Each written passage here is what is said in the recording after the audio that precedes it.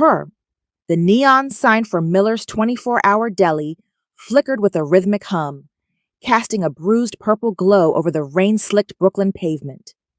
Inside, the air smelled of roasting coffee, floor wax, and the damp, metallic scent of a New York midnight. Erica Thompson adjusted the gold hoops in her ears and smoothed her apron.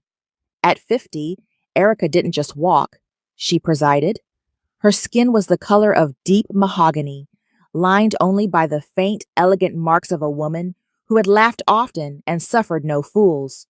She was the neighborhood's heartbeat, the woman who knew whose son was in jail and whose daughter just got into Howard.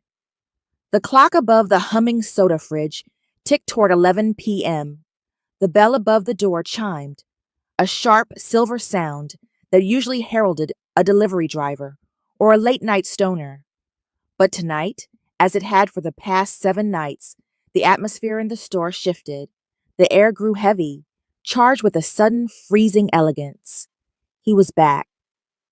Ha-Jun stepped through the door like a panther entering a cage it already owned. He was 40, but he carried the gravity of a man who had lived 100 violent lifetimes. His suit was charcoal silk, tailored so perfectly it looked like armor, and his hair was swept back from a face that was all sharp angles and cold, aristocratic distance. To the rest of the world, he was the Ice King of the Kong Syndicate. Here, he was just the man who bought the expensive sparkling water. He didn't look at the aisles. He didn't look at the cameras. He looked only at Erica. Before he could reach the counter, the peace was shattered. A young man, jittery and smelling of cheap gin, slammed a crumpled $5 bill onto the counter. "Give me 2 packs of Newports and a lighter, lady. Hurry up, I got a ride waiting," the kid barked, his eyes darting toward the door. Erica didn't blink. She didn't even reach for the cigarettes. She leaned forward, resting her elbows on the counter, her gaze as steady as a mountain.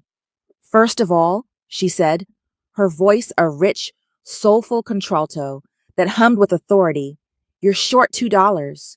Second of all, your mother didn't raise you to holler at a woman of my vintage. Take your $5, go back out that door, and come back in when you remember your manners. Or don't come back at all. My night is too pretty for your noise." The kid opened his mouth to snap back, but then he caught sight of the man standing 3 feet behind him. Ha-Jun hadn't moved a muscle, but his aura had turned lethal. His hands were folded casually in front of him, yet there was a predatory stillness in his eyes that made the kid's blood turn to ice. It was the look of a man who could erase a person from existence without wrinkling his sleeve. The kid grabbed his $5 and bolted. Erica exhaled a short, sharp laugh, the fireworks Ha-Jun had become addicted to. "Lord, the youth today," she muttered, shaking her head. She turned her attention to the man in the charcoal suit. He was harmless. You didn't have to scare the poor boy into a heart attack, you know. Ha-Jun stepped up to the counter. He placed a single glass bottle of Voss water on the linoleum. He didn't speak. He never did. But he looked at her. Really looked at her. He saw the fire in her eyes, the way her presence filled the cramped, dusty store until the walls felt like they were made of gold. "He was disrespectful," Ha-Jun said. His voice was a deep, low rasp. The sound of velvet dragged over stone. It was the first time he had spoken more than 2 words to her. Erica arched a perfectly groomed brow. "I can handle a little disrespect, honey. I've been doing it since before you were in long pants." Ha-Jun's lips didn't move, but his eyes, dark, obsidian depths, seemed to soften by a fraction of a millimeter. He was a man who commanded thousands, who moved billions with a phone call. Yet he felt a strange magnetic pull toward this woman behind a plexiglass shield. She was vibrant. She was real. She was the only thing in the city that didn't feel like a lie. "You should not have to handle it," Ha-Jun replied. He reached into his breast pocket, pulling out a crisp $100 bill. He slid it across the counter. "Keep the change, Erica." She froze, her hand hovering over the register. "How do you know my name? I don't wear a tag." Ha-Jun paused at the door. He turned his head just enough for the neon light to catch the sharp line of his jaw. "I make it my business to know the names of things that interest me." He stepped out into the rain, leaving the scent of expensive sandalwood and cold winter air behind. Erica stood there, the $100 bill warm under her fingers, her heart doing a slow, heavy roll in her chest. She was 50 years old, and for the first time in her life, she felt like she had just been hunted by a king. The penthouse boardroom of the Manhattan Grand looked like a cathedral of glass, but by 9 p.m., it smelled like copper and adrenaline. A silver-plated letter opener sat embedded in the mahogany table, inches from a rival's hand. Ha-Jun didn't move. He sat at the head of the table, his overcoat draped over his shoulders like a shroud, his expression as unreadable as a frozen lake. His men, shadows in the corner, waited for the word to turn this merger into a massacre. "The docks are mine," Ha-Jun said, his voice a low, lethal vibration. "And your silence is the only thing keeping your heart beating. Leave." The rivals scrambled, the air in the room rushing out with them. Ha-Jun didn't look at the signatures on the multi-billion-dollar contracts. He looked at his hands. They were steady, cold, and utterly lonely. He felt the familiar, crushing weight of his world, a world of ghosts and ledgers. He needed the light. He needed the fire. In her small apartment in Bed-Stuy, Erica Thompson stood before her vanity. She was 50 years old, and she knew every curve and line of her body was a trophy of survival. Usually, she threw her hair into a quick bun and wore a dash of lip balm for the night shift. Tonight, she lingered. She traced a line of gold eyeliner across her lids, the shimmer making the amber in her eyes pop. She picked out a pair of brass-hammered earrings that brushed her collarbones and stepped into a pair of boots that made her feel 6 feet tall. Under her drab deli apron, she wore a silk camisole the color of a sunset. "You're acting like a schoolgirl, Erica," she whispered to her reflection. But as she caught the way her mahogany skin glowed under the bathroom light, she didn't care. For the first time in 20 years, she felt seen. Not as a mother, not as a neighbor, not as a cashier, but as a woman who could make a man like him stop breathing for a second. 11 p.m. The bell chimed. Erica was laughing, leaning over the counter as she told a joke to the local beat cop, her laughter filling the store like a warm melody. The cop left, and the air immediately changed. The temperature seemed to drop, the atmosphere sharpening. Ha-Jun walked in. He looked different tonight. His tie was loosened, a rare crack in his armor. There was a shadow of exhaustion in the hollows of his cheeks, and a dark, dangerous energy clung to him like smoke from a battlefield. He stopped at the counter. He didn't pick up the water. He just looked at her. His eyes swept over her. The gold on her lids, the way the silk peeked out from her apron, the defiance in her posture. His obsidian gaze burned with an intensity that made Erica's skin prickle. "You look," Ha-Jun started, his voice trailing off as he searched for a word in a language that didn't feel cold. "Stunning, Erica." Erica leaned on her elbows, her fireworks personality sparking despite the weight of his gaze. "You look like you've been through a war, honey. Who's winning, you or the world?" Ha-Jun let out a short, breathy sound, the closest thing to a laugh she'd heard from him. He reached out, his long, elegant fingers hovering just inches from hers on the counter. "Until 5 minutes ago, the world. Now, I think I am." The silence between them wasn't empty. It was a conversation. It was the language of two people who had spent their lives being the strongest person in the room, finally finding someone they could lean against. "You're a dangerous man, aren't you?" Erica asked softly. She didn't sound afraid. She sounded curious, like she was poking a sleeping lion just to see him growl. "I am a man of many debts," Ha-Jun replied, his voice dropping to a gravelly, intimate register. "But tonight, I am just a man who cannot stop thinking about a woman in a Brooklyn deli." He reached out and finally closed the distance, his thumb grazing the back of her hand. The touch was electric. Ice meeting fire. Erica didn't pull away. She turned her hand over, lacing her fingers with his. "You're far from home, Ha-Jun. she whispered. I think, he said, his eyes locked onto hers with a sudden, terrifying clarity. I am exactly where I need to be. But this store, it is too small for you. This city is too gray for you. Erica felt her heart hammer against her ribs. And what's the alternative? Ha-Jun leaned in, the scent of expensive sandalwood and cold rain enveloping her. Come to Seoul. I have a life there that needs your light. I have an estate that is a tomb until you walk through the doors. Erica laughed, though her breath was shaky. You're crazy. I've got a life here. I've got bills. I've got...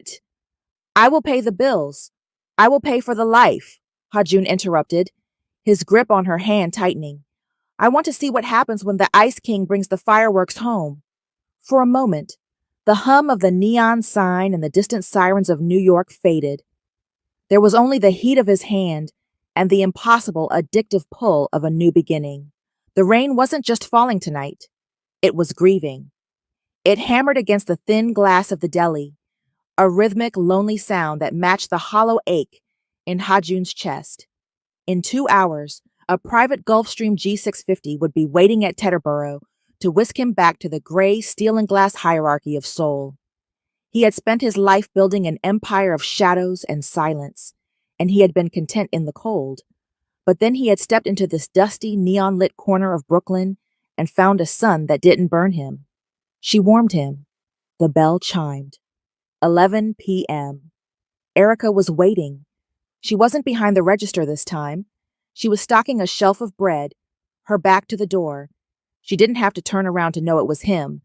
The air always sharpened when he arrived, vibrating with a high-voltage tension that made the hair on her arms stand up. You're late, she said, her voice a low, smooth melody that cut through the sound of the rain. And you're leaving. Ha-Jun stopped in the center of the narrow aisle. He looked out of place among the bags of potato chips and laundry detergent. A predator in a paper bag world. How do you know? Erica turned, wiping her hands on her apron. She looked at him with that knowing, soulful gaze that made him feel like a glass house. The suit is different. The watch is different. And your eyes? They look like you're already 10,000 miles away. Ha-Jun stepped closer, invading her space until the scent of his sandalwood cologne overwhelmed the smell of stale coffee. I cannot stay, Erica. My world is calling me back. It is a world of duty, blood, and cold stone. He paused, his jaw tightening. And since I met you, the thought of returning to it feels like a death sentence. He reached into his inner pocket and pulled out a thick, cream-colored envelope. It wasn't a love letter. It was a manifesto of power. I don't just want you in my memory, Ha-Jun whispered, his voice cracking the Ice King facade. I want you in my life. This is a contract. You will be the director of my private estate in Seoul. You will manage the staff, the grounds, and, if you allow it, the man who owns them. Erica looked at the envelope but didn't take it yet. I'm a cashier from Brooklyn, Ha-Jun. I don't know the first thing about running a palace in Korea. I don't need a manager, he countered, his obsidian eyes burning with a sudden desperate fire. I need a soul. I need your fire in that house. The salary is 10 times what you earn here. Your debts? Gone. Your future? Secured. You will have everything. Erica took the envelope. She opened it, her eyes widening as she saw the numbers. It wasn't just a job. It was a kingdom. She looked around the cramped deli, the flickering neon, the linoleum she'd scrubbed for years, the life she had built by playing it safe, by being the reliable one, the woman who never took the leap because she was too busy holding the net for everyone else. She was 50 years old. She had spent 5 decades being exactly what the world expected her to be. Why me? She asked, her voice barely a whisper. There are 1,000 women in Seoul who speak your language, who know your customs, women who are younger. Ha-Jun stepped so close his chest brushed her shoulder. He reached out, his hand cupping her face with a reverence that made her breath hitch. His thumb traced the line of her cheekbone, his touch a searing brand of ice and heat. They are all shadows, he said. You are the fireworks. I have spent 40 years in the dark, Erica. I am not going back. Come to Seoul. Be my light. Be my trouble. Just come. Erica looked at the man before her, dangerous, powerful, and utterly undone by her. She thought of the adventure she'd never had, the colors she'd never seen, the passion she'd never allowed herself to feel. She felt the fireworks inside her chest ignite, a brilliant, terrifying explosion of yes. I don't bow to anyone, Hajun, she warned, a spark of Brooklyn defiance in her eyes. Not even kings. A slow, predatory, and incredibly rare smile spread across Hajun's face. He leaned down, his lips ghosting over hers. I am counting on it. Then pack your bags, Ice King, Erica breathed against his lips. Brooklyn is coming to Seoul. The private jet had been a dream of champagne and heated leather, but as the sleek black sedan pulled through the towering obsidian gates of the Kang estate in the hills of Shuangbuk-dong, reality hit Erica Thompson like a bucket of ice water. This wasn't a house. It was a fortress of glass and steel, perched over the neon-veined valley of Seoul like a predator's watchtower. When the car door opened, a line of 6 people, all dressed in identical, razor-sharp black uniforms, bowed in perfect, terrifying unison. The silence was so heavy, it felt like a physical weight. Welcome home, Chairman, they intoned as one. Erica stepped out, her Brooklyn tough exterior momentarily faltering as she took in the sheer scale of the opulence. The air up here smelled of pine needles and ozone. She felt like a splash of vibrant color in a world of grayscale. She was still wearing her favorite denim jacket over a bold, mustard yellow dress, her curls defying the humidity and her gold hoops catching the afternoon sun. Ha-Jun stepped out after her. The moment his feet hit the pavement, his posture changed. The man who had leaned on her deli counter in New York vanished. In his place stood a monarch. His face was a mask of cold granite, his eyes shielded by dark glasses. Mrs. O, Ha-Jun said, his voice cutting through the silence like a blade. A woman with hair pulled back so tight it looked painful stepped forward. She was the head of the household, and her eyes, as they swept over Erica, were filled with a clinical, icy disapproval. The guest quarters are prepared, Chairman, Mrs. O said, her Korean formal and sharp. She didn't look at Erica's face. She looked at her boots. We did not expect such a presence. Erica felt the sting, but she didn't shrink. She never shrank. She walked right up to Mrs. O, extending a hand that was decorated with a single, elegant gold ring. I'm Erica, and presence is exactly what you're going to get, honey. Nice to meet you. Mrs. O stared at the hand as if it were a strange, exotic insect. She didn't take it. She simply bowed again, a shallow, insulting gesture, and turned to the staff. Take the bags. Be silent. Inside, the estate was a masterpiece of minimalism. Every surface was marble or glass. There were no family photos, no clutter, no noise. It was a tomb for a living king. As they walked toward the grand staircase, Erica caught Ha-Jun's arm. Hey, Ice King, you want to tell me why your staff looks like they're waiting for a funeral? And why nobody's allowed to talk? Ha-Jun stopped. He looked at her hand on his sleeve, then up at her. For a split second, the coldness in his eyes flickered, the ghost of the New York nights appearing behind the mask. He was struggling. He had spent 20 years perfecting this wall of professional detachment, but Erica was a wrecking ball. This is how things are done here, Erica, he said, his voice low. Order is safety. Silence is respect. You are in my world now. Your world is freezing, Ha-Jun, she whispered, stepping into his personal space. The scent of his sandalwood cologne was the only familiar thing in this strange land. Don't think you can bring me all the way across the ocean and then hide behind that suit. I know the man who likes 5-cent lemon drops. Ha-Jun's jaw tightened. He could feel the eyes of his staff on them, the whispers that would surely start among the syndicate's lower ranks. He was supposed to be untouchable, but the way Erica looked at him, with heat, with challenge, with life, threatened to burn his carefully constructed empire to the ground. "You have your duties," he said, his voice regaining its steel as he pulled his arm away. "Mrs. O will show you the estate. I have meetings until midnight. Do not wander." He walked away, his footsteps echoing like gunshots on the marble. Midnight came and went. Erica couldn't sleep. The silk sheets were too soft, the room too quiet. She needed noise. She needed a soul. She wandered down to the kitchen, a cavernous space of stainless steel. She found a young girl, barely 20, scrubbing a floor that was already spotless.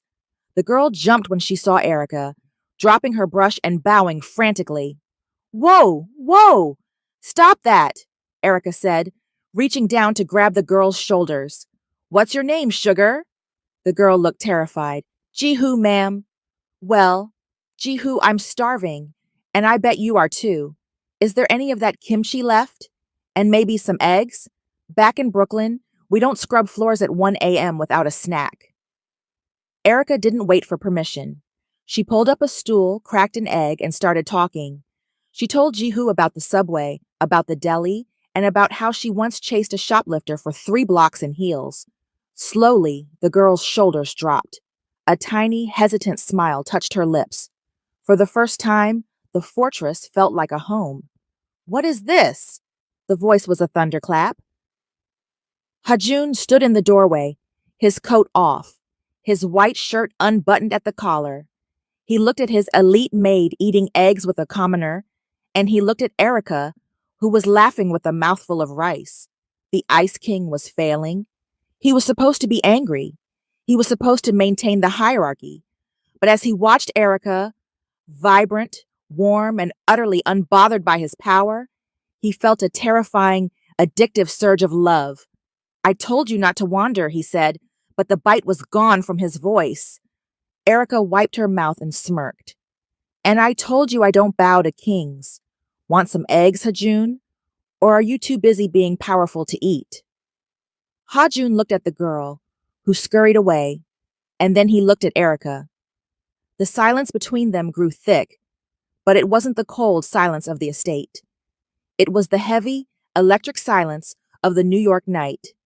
He walked toward her, his eyes dark with a hunger that had nothing to do with food. The Grand Hyatt Seoul's ballroom was a cathedral of cold gold and predatory ambition. This was the Emerald Gala, the annual gathering where the titans of Korean industry and the shadows of the underworld rubbed silk-clad shoulders. Ha-jun stood near the champagne fountain, his presence creating a 6-foot radius of empty space. He was a monolith in a midnight blue tuxedo, his face an impenetrable mask of boredom. But beneath the surface, his nerves were frayed. He was waiting. Then, the double doors at the top of the grand staircase swept open. The room didn't just go quiet. It stopped breathing.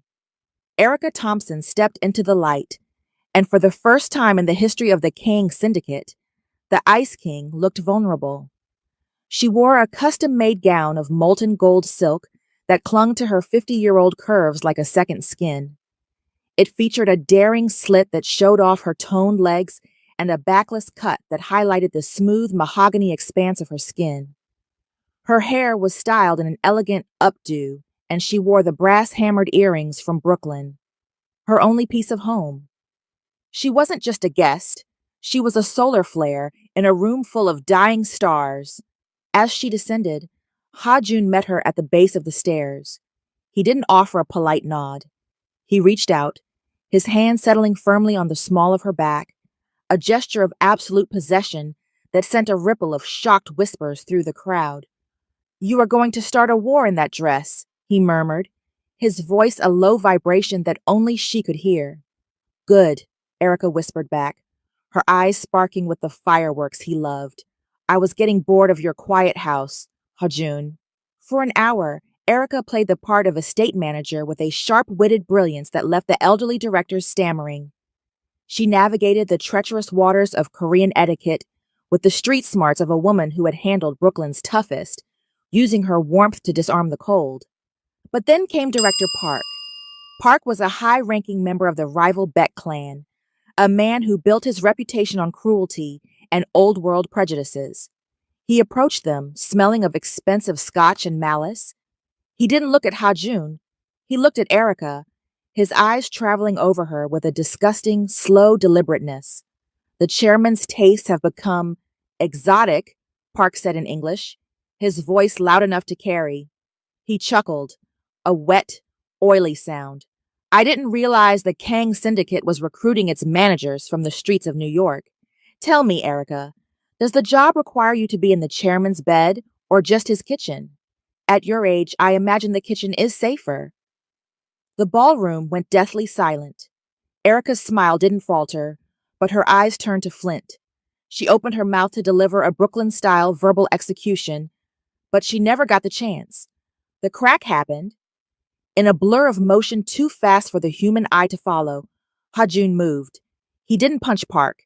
He stepped into the man's space, his hand shooting out like a viper to seize Park's right hand, the one holding a crystal tumbler. Ha-Jun squeezed. The sound of the glass shattering was followed immediately by the sickening crunch of bone. Park let out a strangled, high-pitched scream as he was forced to his knees. Ha-Jun didn't let go. He leaned down, his face inches from Park's, his expression so devoid of humanity, it was terrifying. You breathed near her, Ha-Jun whispered, his voice sounding like shifting tectonic plates. You thought a thought about her, and then you spoke it.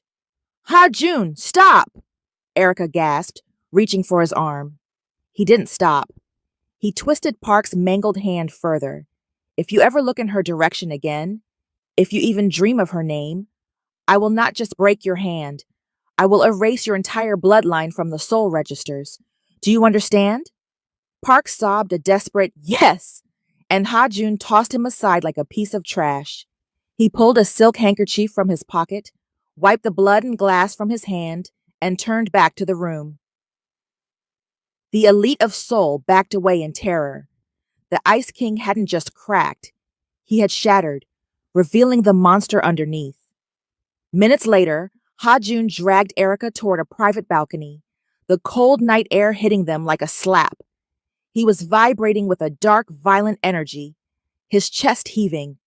Are you okay? He demanded, his hands gripping her shoulders, his eyes searching her face for any sign of trauma. Erica looked at him, really looked at him. She saw the blood on his cuff and the terrifying raw protectiveness in his gaze. She realized then that this wasn't just a romance. This man didn't just love her. He worshipped her with a violence that was both exhilarating and frightening. You almost killed him, Ha-Jun, she said softly, her heart hammering against her ribs.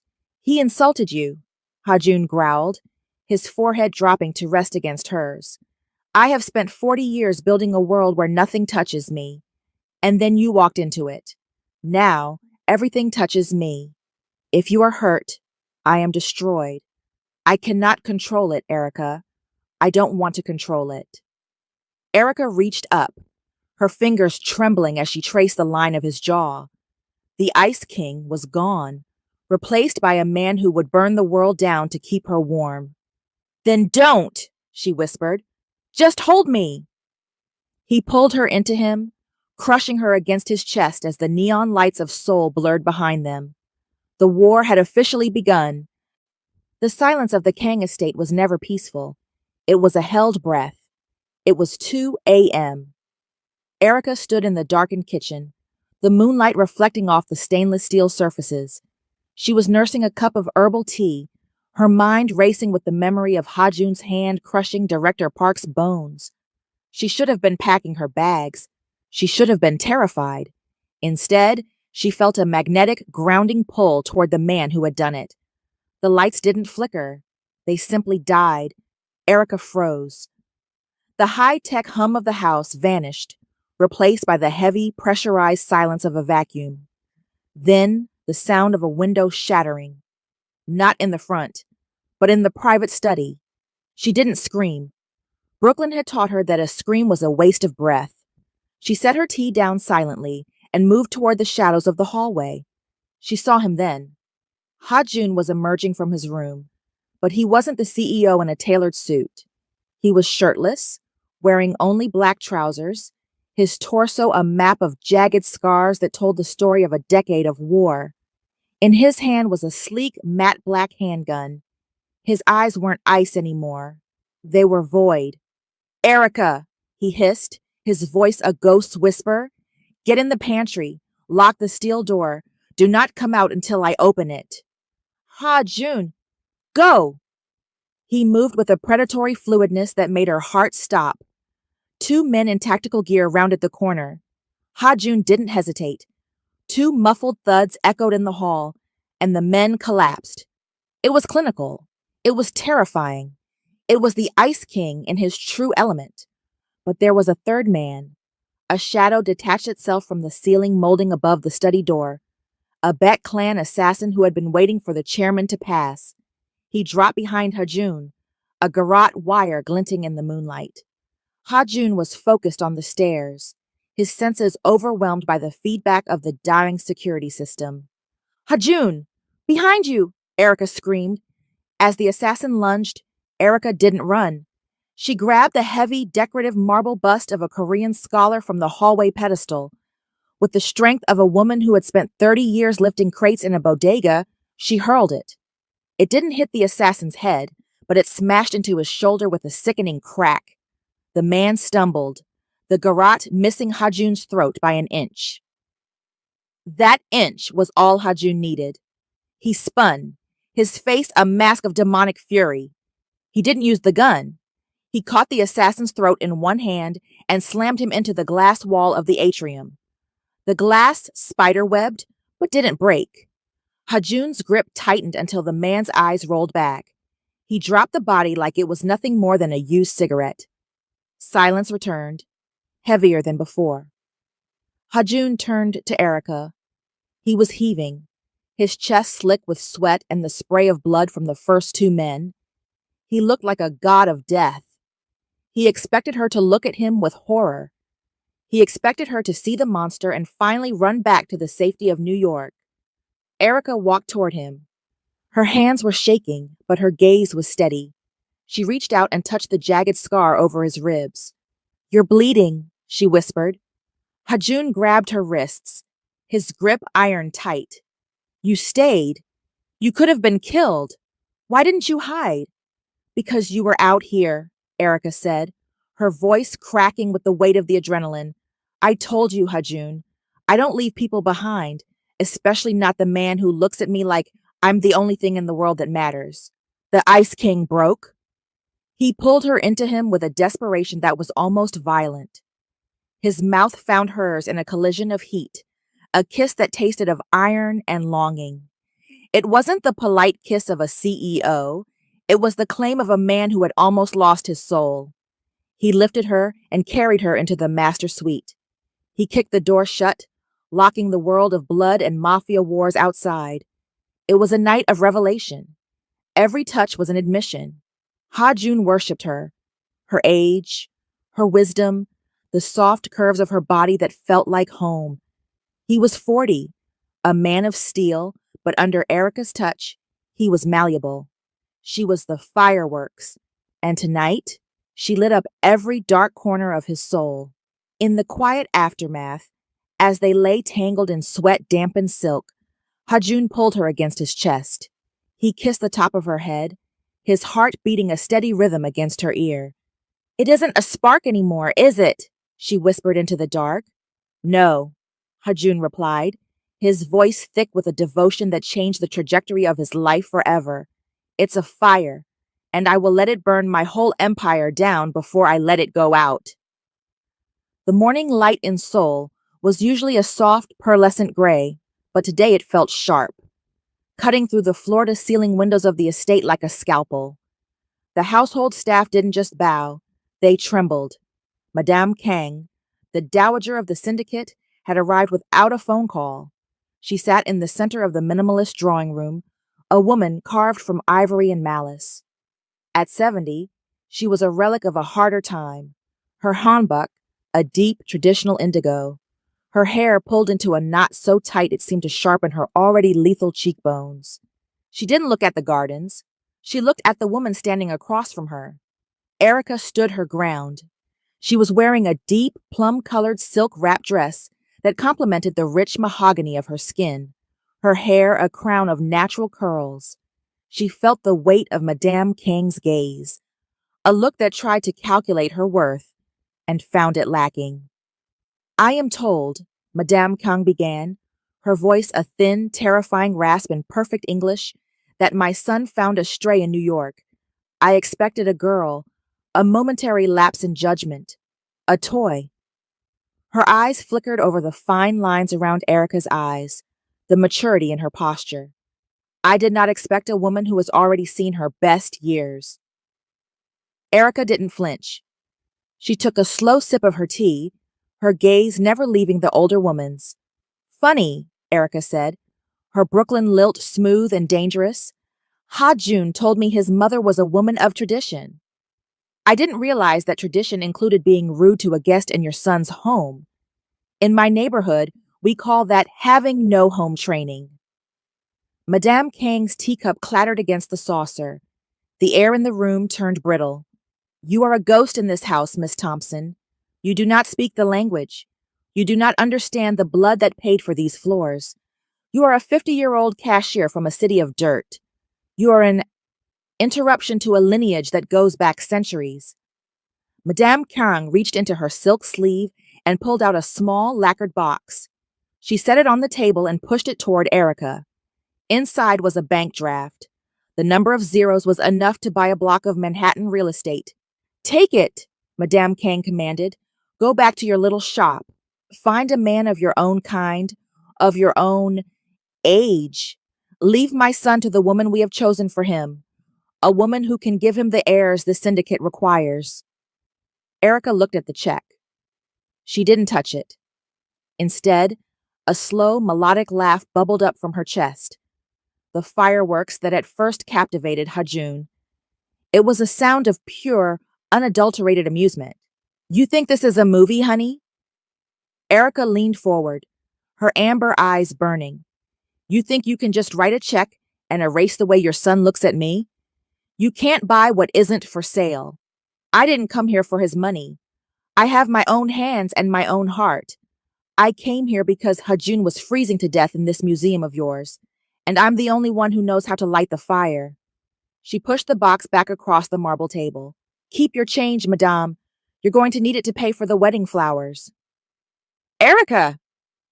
The voice was a low growl from the doorway. Ha-Jun stood there, his suit jacket off, his sleeves rolled up to reveal the tattoos that marked him as the king. His face was a mask of conflicting agonies. Mother, he said, bowing deeply, a habit of blood duty that made Erica's heart ache. You should not be here.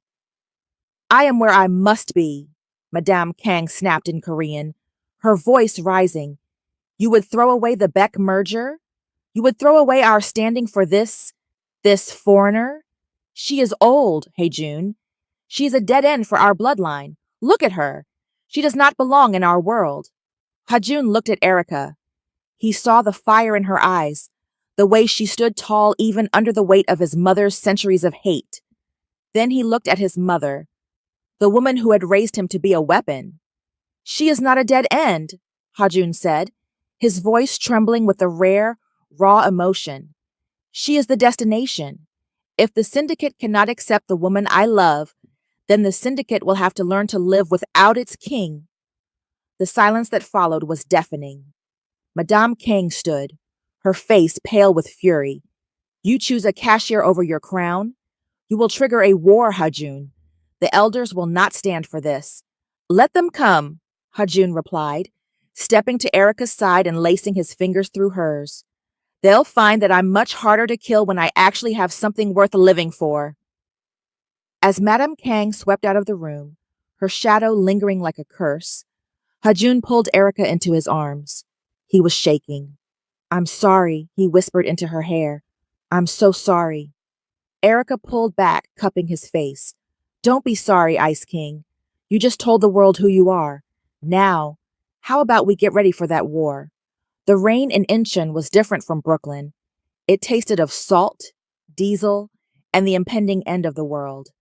Erica woke up with a pounding headache and the metallic tang of zip ties against her wrists. She wasn't in the glass fortress anymore. She was in a hollowed-out shipping container, the air thick with the smell of stagnant seawater and wet rust. The door groaned open, spilling a harsh, industrial floodlight into her eyes. A man stepped in.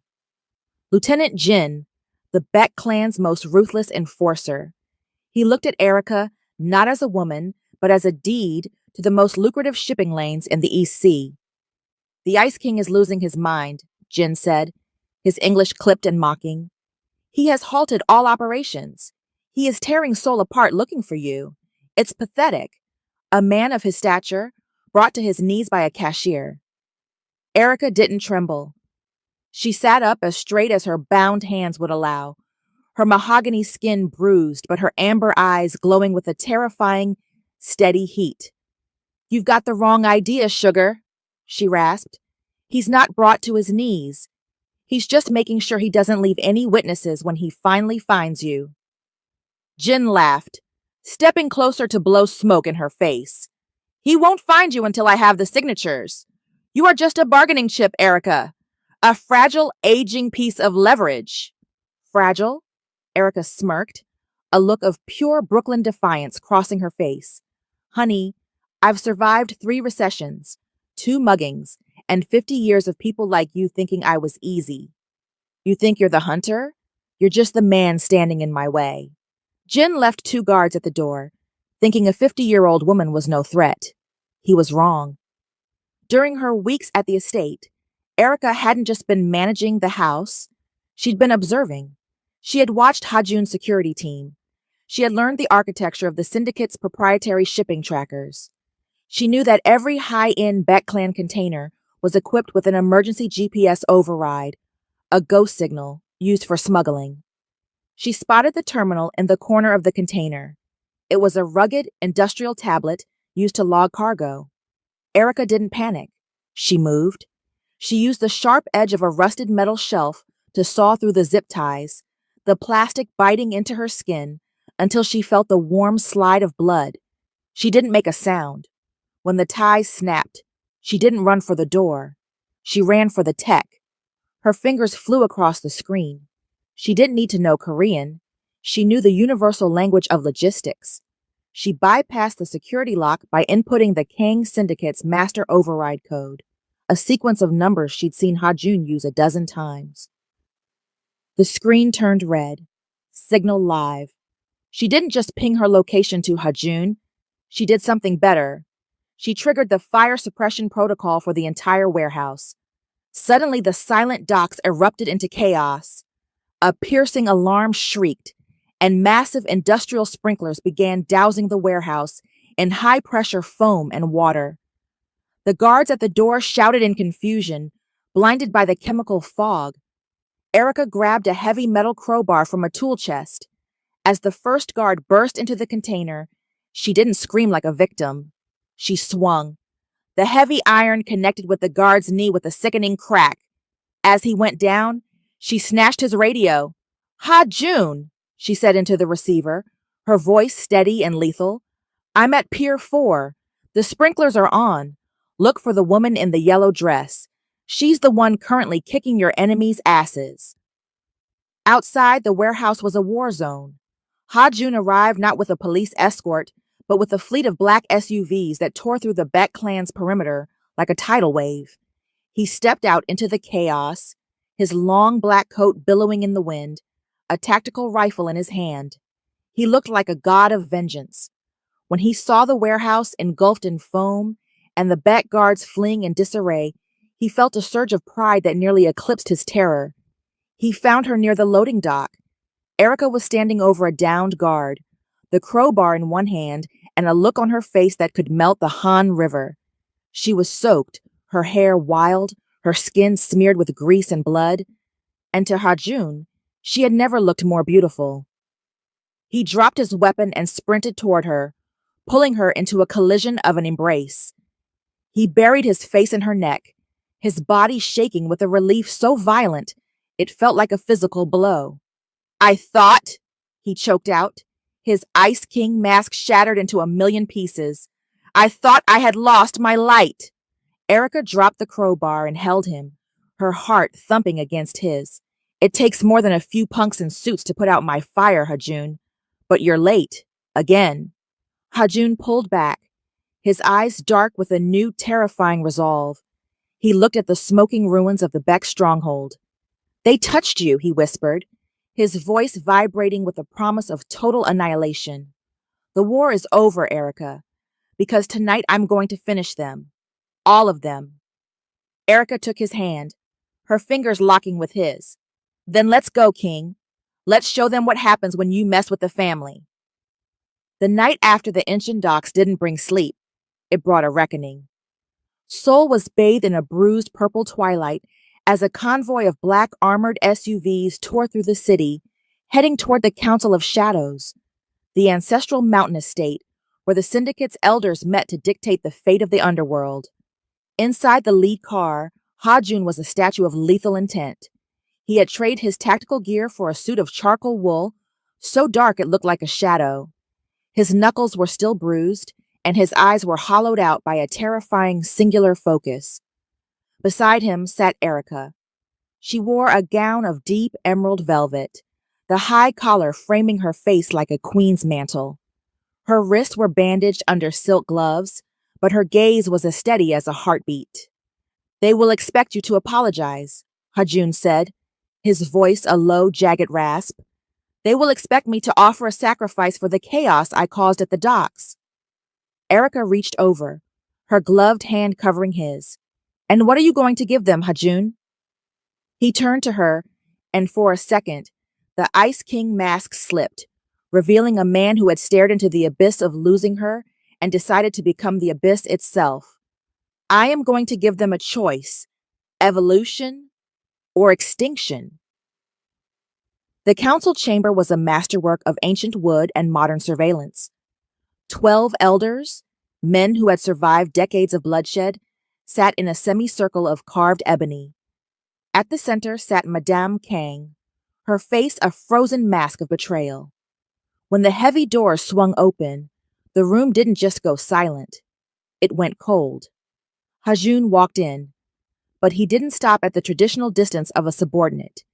He walked straight to the center, and to the collective gasp of the room, he pulled out the chair beside him for Erica. Sit, he told her, his voice echoing off the vaulted ceiling. Hajun, one of the elders barked, slamming a hand on the table. This is a sanctum of blood and tradition. You bring a foreigner into the heart of our operations? After you decimated the Beck clan without our permission? You have overstepped. Hajun didn't look at the man. He looked at his mother. The Beck clan touched what was mine. In doing so, they signed their own death warrants. I didn't decimate them for the syndicate. I did it for her. Madame Kang stood, her voice trembling with fury. You admit it? You admit you are compromised by a woman who doesn't even belong to our soil? I am not compromised, Hajun said, stepping forward. The air in the room seemed to vibrate with his presence. I am finally awake. For 40 years, I played your game. I was the Ice King you built to keep your seats warm. I lived in a world without color, without heart, and without hope. And I would have died that way if I hadn't met Erica Thompson. He turned to the room, his obsidian eyes sweeping over the most dangerous men in Asia. She is the fireworks. She is the only reason I haven't burned this entire organization to the ground for the way you've treated her. You call her a foreigner. I call her my queen. A low murmur of shock rippled through the elders. No one spoke like this. No one challenged the lineage. From this moment forward, Hajun continued, his voice dropping to a register of absolute terrifying authority, the syndicate changes. We are moving our assets out of the shadows. We are legitimizing the shipping lanes. And Erica will oversee the transition of the estate and the family's public image. She is not a manager. She is my partner. In the boardroom, in this chamber, and in my bed. You cannot do this, Madame Kang hissed. The family will never accept her. Hajun reached into his pocket and pulled out a heavy, ancient signet ring, the symbol of the supreme chairman. He didn't put it on. He held it over the center of the table. Then the family has a choice, Hajun said, his gaze as sharp as a razor. You can swear loyalty to me and to the queen I have chosen, and we will lead this syndicate into a new era of wealth and peace. Or you can stand against us. He paused, a predatory glint in his eye. But know this, if you choose war, I will not be the Ice King who negotiates. I will be the monster who hunts you. I will use every dollar, every blade, and every bullet I possess to protect her. I will go scorched earth on anyone who so much as whispers her name with disrespect. The silence that followed was the heaviest of Erica's life. She looked at these men, predators and killers, and then she looked at Hajun. He wasn't just defending her, he was reclaiming his own soul. Slowly, one of the youngest elders, a man who had seen the carnage at the docks and the brilliance with which Erica had saved herself, stood up. He bowed, not to Hajun, but to Erica. The world is changing, Madame Kang, the young elder said, and I would rather follow a king who has a heart than a council that is already dead. One by one, 5 more elders stood and bowed. Madame Kang watched, her face turning a ghastly shade of pale as she realized she was losing her grip. The Ice King had won, not through fear alone, but through the sheer addictive power of a love that refused to be hidden. Hajun turned to Erica, his hand extended. The fire in his eyes was no longer for the war. It was for her. Let's go home, Erica, he whispered. We have a kingdom to build. The Jade Pavilion sat on the highest peak of the Kang estate, a relic of ancient architecture surrounded by a sea of morning mist. Inside, the air was thick with the scent of burning cedar and the suffocating weight of 500 years of tradition. 3 men, the high elders, sat on silk cushions, their faces like carved ivory. They were the ancestors of the board, men who had seen kings fall and empires rise. They didn't care about Hajun's passion. They cared about the preservation of the Kang name. Erica walked into the pavilion alone. Hajun had been barred from entering, a rule of the trial of the 3 gates. He had paced outside like a caged tiger, his knuckles white. Erica didn't wear a traditional hanbok. She wore a tailored suit of cream-colored wool, her hair styled in a sharp modern bob that framed her face. She carried herself with the quiet, unshakable confidence of a woman who had survived 50 years of New York winters. She wasn't a guest. She was a force of nature. Sit, Elder Shin commanded, his voice like dry parchment. The first trial began, the gate of silence. For 20 minutes, they sat in absolute crushing stillness.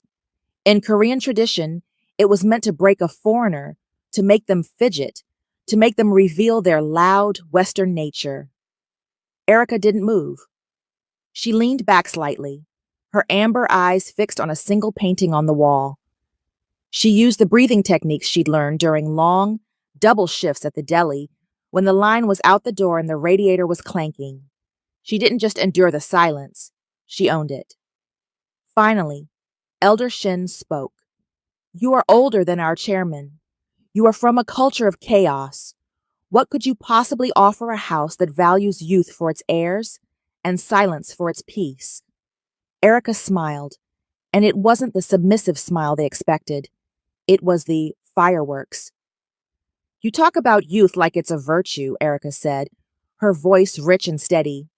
But youth is just a lack of scars. I've spent 50 years watching people. I've seen the way a neighborhood breathes. I've seen how men crumble when they lose $1, and I've seen how they lie when they're scared. Hajun doesn't need a flower to sit in his garden. He's the Ice King. He's already frozen. He needs someone who knows how to survive the cold. He needs a woman who has already lived, so he can finally start living himself. The second trial. The gate of the worthless asset. Elder Back pushed a ledger across the low table. It was the record of a failing shipping district in Busan, rife with union strikes and internal theft. The syndicate's law says we burn the district to save the line. We cut the workers loose and seize the land. What say you, manager? Erica glanced at the numbers, but she looked deeper. She saw the human cost. You're looking at these people like they're entries in a book. That's why they're striking. They don't fear your fire. They're already burning. In Brooklyn, if you want a block to thrive, you don't fire the baker. You make him a partner. You give them a stake in the success, and they'll guard your ships better than any mercenary you hire. You call it a worthless asset. I call it a missed opportunity for loyalty.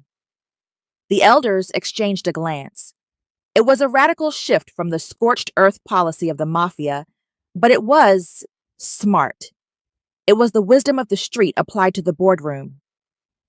The final trial, the gate of blood. Elder Choi, the oldest and most bitter, leaned forward. You cannot give him a child easily. The lineage ends with you. To the Kong Syndicate, a woman without an heir is a room without a door. Why should we allow our king to walk into a dead end? The air in the room turned freezing. It was the ultimate insult. Erica stood up. She didn't bow. She walked to the window, looking out at the sprawling, neon-lit city of Seoul below. You think a legacy is just blood? Erica turned back, her eyes flashing with a terrifying, soulful fire. I am 50 years old. I'm at the peak of my power. I have more wisdom in my pinky finger than a 20-year-old bride has in her whole body. I am the door Ha-Jun chose because I'm the only one strong enough to hold it open against people like you. If you want a vessel, go to a hospital. If you want a queen who can help your king navigate a world that is changing every second, a world where his enemies are no longer just men with knives, but markets and movements, then you're looking at her.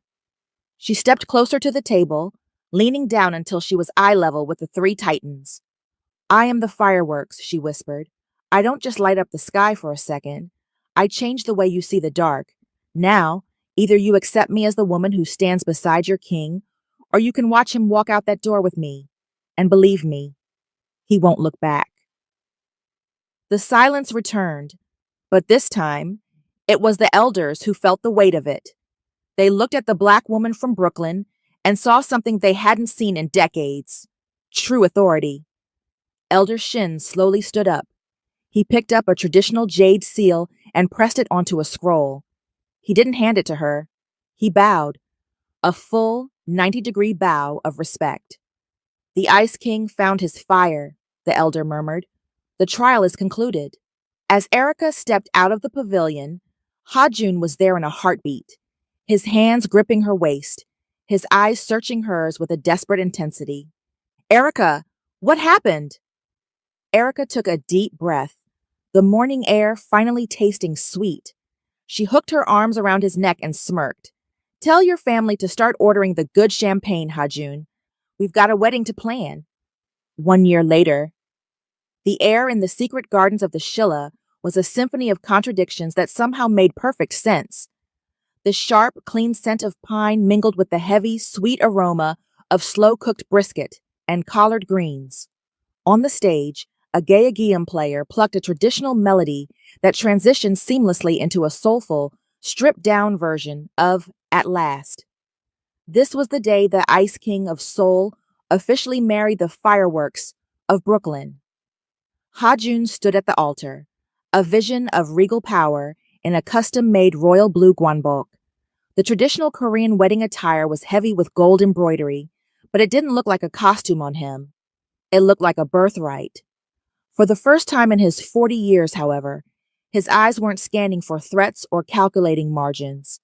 They were fixed on the doors. When they opened, the collective breath of the Seoul elite and the small contingent of Erica's family from New York hitched in unison. Erica didn't just walk, she floated. At 51, she was a masterpiece of grace. She wore a fusion gown that would be talked about for decades, a traditional Korean hanbok silhouette made of hand-woven kente pattern silk in vibrant oranges, deep purples, and shimmering gold. Her hair was a crown of intricate braids intertwined with a gold leaf. She was the sun rising over the Han River. As she reached the altar, Ha-jun did something that caused a ripple of genuine shock to move through the elders in the front row. He smiled. It wasn't a polite curl of the lips or a professional smirk. It was a radiant, teeth-showing, soul-bearing smile that transformed his Ice King face into something human and deeply, dangerously in love. Madame Kang, sitting in the front row, let out a soft, defeated sigh that sounded suspiciously like respect. She saw her son's face and finally understood. Erica hadn't stolen his crown. She had given him a reason to wear it. The ceremony was a beautiful collision of worlds. They shared the traditional cups of soju to seal their souls. But before the final bow, Ha-jun's men brought out a decorative, handmade broom. "In my culture," Erica whispered to the gathered crowd, her voice echoing with pride, "we jump the broom to sweep away the old and step into the new." Ha-jun took her hand, his grip firm and protective. Together, the Mafia King and the Brooklyn Queen leaped over the straw. Their landing met with a roar of "Ace" from her family and a dignified rhythmic clapping from his. The reception was a blur of neon lights, jazz, and the best fusion food the world had ever tasted. Erica danced until her feet ached, laughing as she taught Ha-jun's most lethal lieutenants how to electric slide. But as the clock struck midnight, the fireworks began to dim. Erica felt a sudden, sharp wave of vertigo. The room didn't just spin, it tilted. The scent of the expensive lilies on the tables, which had been lovely an hour ago, suddenly turned her stomach into a knot of cold lead. "Erica!" Ha-jun was at her side in a heartbeat, his hand steadying her elbow. "You're pale. Is it the heat?" "I'm fine, honey," she lied, pressing a hand to her chest. "Just a lot of excitement for a woman my age. I think that last glass of champagne didn't sit right." But as she tried to step forward, a cold sweat broke across her brow. The nausea was violent and sudden. She barely made it to the private bridal suite before she was doubled over.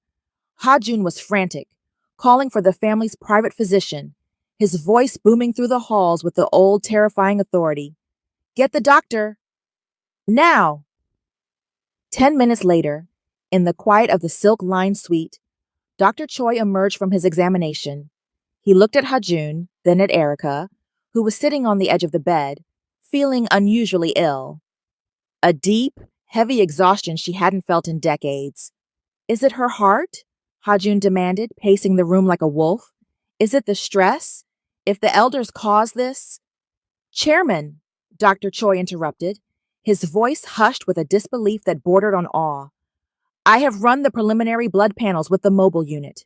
I had to check them 3 times because, statistically, at 51, this is a medical impossibility."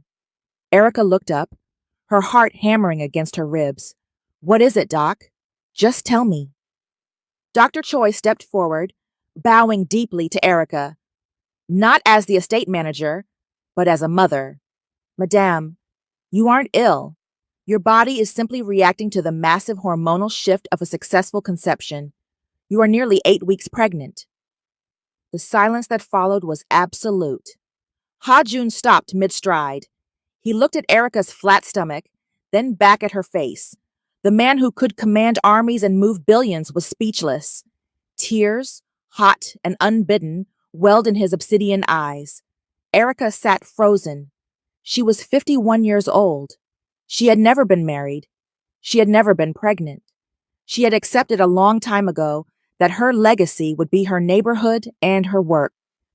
She looked at Ha-jun, and a slow, miraculous smile spread across her face. A firework of pure, impossible joy. "Well, Ice King," she whispered, her voice trembling, "I told you I'd bring some life into this house. I just didn't think I'd bring a whole new person." Ha-jun fell to his knees before her, burying his face in her lap and sobbing with a relief and wonder that shook his entire frame. They had their kingdom, they had their peace, and now, against every law of science and age, they had their heir. The air in the Kang Syndicate's new glass and titanium headquarters didn't smell of stale cigar smoke and fear anymore.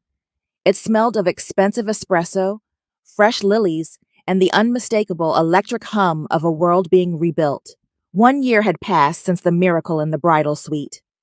Erica Thompson Kong walked through the executive floor with the effortless command of a woman who had once run a Brooklyn block and now governed an empire. She wore a power suit of burnt orange silk, her silver-streaked curls flowing freely, a sharp contrast to the rigid, black-suited guards who bowed, not out of duty, but out of a genuine, terrified respect. She was the heart of the syndicate. While Ha-Jun managed the steel, the shipping logistics, the security, and the silent enforcement of their borders, Erica managed the soul. She had turned their illicit holdings into a legitimate global powerhouse, replacing fear-based labor with community investment. Profits were at an all-time high, and for the first time in history, the Kang name was spoken with admiration in the light of day. She pushed open the heavy oak doors to the chairman's office. Ha-Jun was at his desk, his sleeves rolled up, looking over a digital manifest. The second she entered, the Ice King vanished. He stood up, his gaze softening into something so tender it would have shocked the elders. "The Busan delegation is satisfied," Erica said, leaning against his desk and tossing a signed contract onto the blotter. "I told them if they didn't agree to the new health benefits, I'd tell their wives they were spending the discretionary fund on vintage scotch." Ha-Jun let out a low, gravelly chuckle, a sound that had become his favorite music. He circled the desk, his hands finding her waist. "You are a dangerous woman, Erica. You use their hearts against them." "I use the truth against them, honey," she whispered, pulling him closer. "There's a difference." The silence of the penthouse was interrupted by a soft, rhythmic chime from the nursery monitor. They walked together toward the room at the end of the hall, a space of warm wood, soft cream fabrics, and hand-painted murals of both the Brooklyn Bridge and the Namsan Tower. Inside the crib lay Isaiah Kang Jun. He was 6 months old, a miracle of biology and timing. He had his mother's rich mahogany skin and his father's sharp obsidian eyes that were currently wide open and curious, staring at the mobile of gold stars circling above him.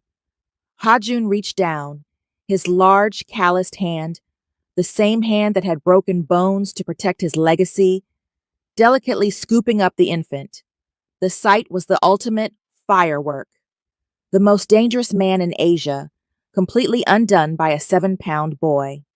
"He has your stubbornness," Ha-Jun murmured, as the baby gripped his thumb with surprising strength. "And he has your nose," Erica countered, leaning her head on Ha-Jun's shoulder.